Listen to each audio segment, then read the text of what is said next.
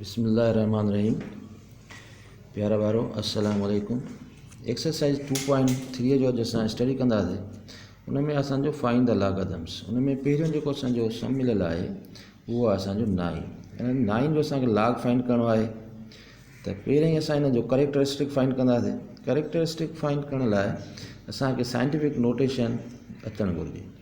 Scientific notation जेकर इन जी थींदी त उन में असांजो 10⁻0 ठहंदो, तंहिंजे करे इन जो करेक्टरिस्टिक बि 0 ठहंदो। उन खां पोइ मेंटिसा आहे। मेंटिसा कीअं असां फाइंड कंदा आहियूं, उन में असांजो नंबर डिजिट 1 आहे त असां इहो तसवर कंदासीं त हीअ असांजो 9 जेको आहे 90 आहे ऐं जेको टियों नंबर आहे उहो बि असांजो 0 हूंदो, यानी 90 जो कालो नंबर असांखे 0 फाइंड करिणो आहे। हीअ असांजो 90 आहे, हीअ 90 जो असांजो पहिरियों कॉलम जेको हूंदो 0 हूंदो, यानी 9542 9542। मेंटिसा खे हमेशह असां पॉइंट ॾींदासीं, पॉइंट ॾेई उन खां पोइ असांखे 9 जो लॉग मिलियो। हीअ असांखे करेक्टरिस्टिक आहे, 0.9542। हीअ असांजो थी वियो आंसर। सेकंड जेको असांजो हिसाबु आहे उहो आहे 55.56। हिन जो असांखे लॉग फाइंड करिणो आहे।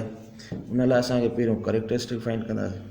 साइंटिफिक नोटेशन जेकॾहिं असां हिन जी ठाहींदासीं त हीअ पॉइंट असांजी हिते ईंदी, यानी 1 नंबर्स हेॾे आई आहे, राइट टू लेफ्ट ईंदी त करेक्टरिस्टिक बि असांजो 1 असांजो ठहंदो। उन खां पोइ असांजो मेंटिसा आहे।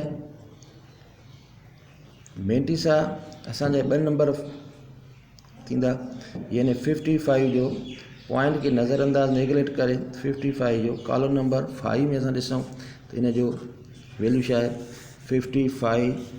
हीअ असांजो 55 आहे, कॉलम नंबर 5, यानी पहिरियों 0 0 1 2 3 4 5, ये कॉलम नंबर 5 आहे, यानी 7443 7443।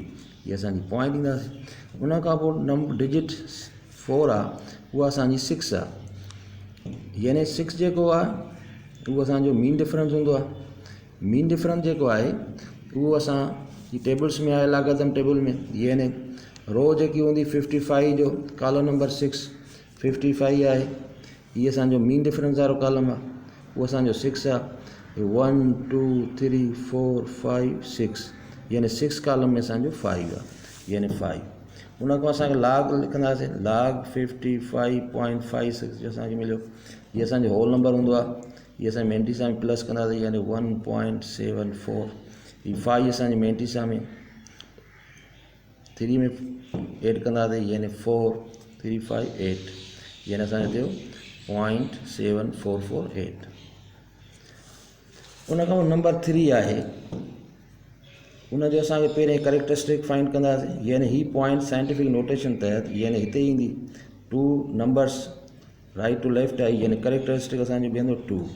उन खां पोइ असां मेंटिसा में 2 नंबर्स यानी 2 डिजिटियूं असां ॾिसंदा त 40 जो कॉलम नंबर 5, 40 जो कॉलम नंबर 5, ही यानी असांजो 40 आहे, ही 40 जो कॉलम नंबर 5, यानी 0 1 2 3 4 5, कॉलम नंबर 5 में असांजो आहे 6075 6075। हीअ असांजी मेंटिसा थी वई।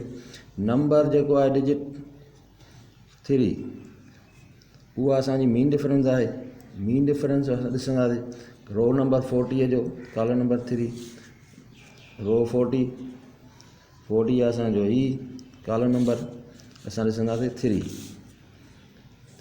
1 2 3, यानी नंबर 3 असांखे मिलियो मीन डिफरेंस।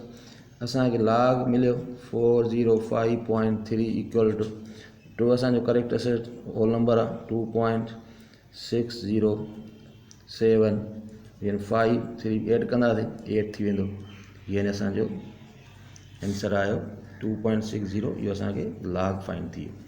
उन में नंबर 4 आहे, इन जो असांखे लॉग फाइंड करिणो आहे। इन में असांजो पहिरियों करेक्टरिस्टिक फाइंड कंदासीं, यानी ही पॉइंट साइंटिफिक नोटेशन जेकॾहिं कंदासीं त हिते ईंदी, यानी असांजा 1 2 3 डिजिट्स लेफ्ट टू राइट आहे, त यानी असांजो इहो माइनस में करेक्टरिस्टिक ठहंदो। उन खां पोइ असां हिन जो मेंटिसा फाइंड कंदा आहियूं। मेंटिसा में असां 2 डिजिट्स खणंदासीं, यानी 46 रो जो कॉलम नंबर 9 46 ॾिसंदासीं लॉगरिथम टेबल में 46 ही आहे। कॉलम नंबर 9 is 0 1 2 3 4 5 6 7 8 9 6 7 1 2 6 7 1 2 ही असां पॉइंट ॾींदासीं। नंबर हिते 4 डिजिट आहे ई कोन, तंहिंजे करे असांजो लॉग 0.00469 जो लॉग असांखे मालूम थी वियो। यानी आयो 3 माइनस जो आहे, मेंटिस असांजी प्लस में रहंदी, यानी असांखे हिनजे असां मथां ॾींदासीं। जेकॾहिं असां हिनखे माइनस कैरेक्टर्स हीअं ॾींदासीं त इहो असांजो इहो माइनस हिन सॼे सां रिलेटेड थी वेंदी, इहो असांजो ग़लति थी वेंदो। तंहिंजे करे असांखे माइनस कैरेक्टर्स जे मथां ई असांखे फाइंड कंदासीं। सो इनशाला तव्हांखे ही नमस्कार चारई हिसाब सम्झ में अची विया हूंदा। So thank U my watching my video.